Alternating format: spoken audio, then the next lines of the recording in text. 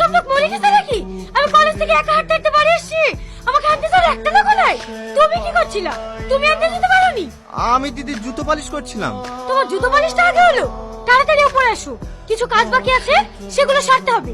Tony তুই তাড়াতাড়ি যা, তুই তো জানিস ও খুব রাগী মেয়ে, যদি ও কিছু বলে তাহলে কোনো প্রতিবাদ করবি না, চুপ করে থাকবি। আব্বা, তুমি তোমার ছোট মেয়েকে এত ভয় পাও কেন? ও নয় আমার জুতো পালিশ করে যাবে। তুই তো সবই জানিস মা, তোর ছোট বোন কত রাগী, একটু রেগে গেলে সব জিনিস ভেঙে তছনছ করে দেয়। তোর জুতোটা একটু পরেই পালিশ করে দেবে। টনি তুই যা যা। বলো ম্যাম সাহেব, কি করতে হবে? আমি তোমাকে ভালোবাসি, আমি তোমাকে বিয়ে করতে চাই। আমি তোমাকে বলিনি এই বাড়িতে কোনো নিচু কাজ করবে না? কি করব বলো? দিদি হুকুম করলে আমি না করতে পারবো? ওরও দেখছি মনুষ্যত্ব হারিয়ে গেছে, সবার দেখা দেখি ও জুতো পালিশ করাচ্ছে।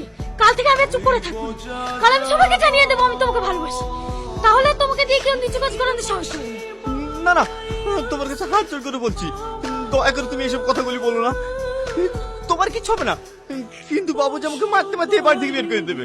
টনি ঠিক কথাই বলেছে, তোদের ভালোবাসার কথা যদি বাড়িতে বলিস না তাহলে সত্যি সত্যি টনিকে বাড়ি থেকে বের করে দেবে। তুই আমাদের মধ্যে নাক গলাবি না, তুই কি করে পারলি সবকিছু জেনে টনিকে দিয়ে জুতো পালিশ করাতে? আর তুই বুঝতে পারছিস না কেন? আমি টনিকে ছোট ভাইয়ের মতো ভালোবাসি। বাড়ি কাকা কাকি সবাই আমাকে খারাপ ভাবতে শুরু করেছিল, তাই আমি টনিকে দিয়ে জুতো পরিষ্কার করতে বাধ্য হয়েছিলাম। দেখো না দিদি, ও আমাকে ভালোবেসে বিয়ে করার জন্য জেদ করছে।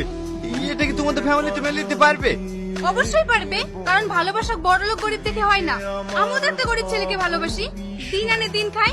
আমি দুদিনের মধ্যে ওকেই বিয়ে করব, কেউ মানুক বা না মানুক। তাই বলছি তুমিও বিশ্বাস রাখো, তোমাদের ভালোবাসাও পূর্ণতা পাবে। আমি ওকে সেটাই বলি, তো আমার কথা বোঝার চেষ্টাই করে না। দেখো সালমা, তোমার আব্বা আমাকে এই বাড়িতে ছোট থেকে নিজের ছেলের মতো মানুষ করেছে, আর আমি তার সাথে এরকম বিশ্বাসঘাতকতা করি কিভাবে বলো?